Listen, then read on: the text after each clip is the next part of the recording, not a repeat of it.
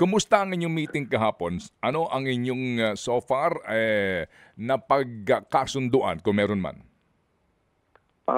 Kahapon, Sir Ted, ang malinaw lang ay magkakaroon ng technical working group at bago na yung makakaharap po natin dito, wala na po yung mga dati. Pero yung sinasabi natin o hiling natin na ma-extend yung aming mga prangkisa o provisional authority, yan pa rin po yung nakahang ngayon. Meron akong narinig na balita na bukas daw naman ang secretary na doon sa pagbibigay sa inyo kahit na ng temporary lamang provisional authority makabiyahe ang inyong mga miyembro?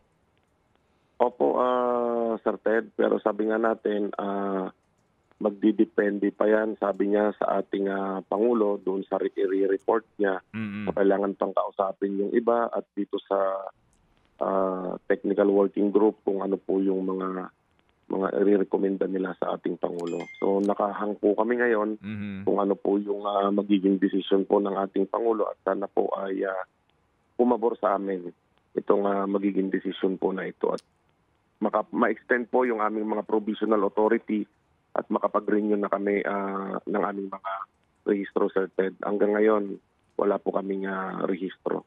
Okay. Pero kayo naman ba masaya sa pangyayaring ito, Mar?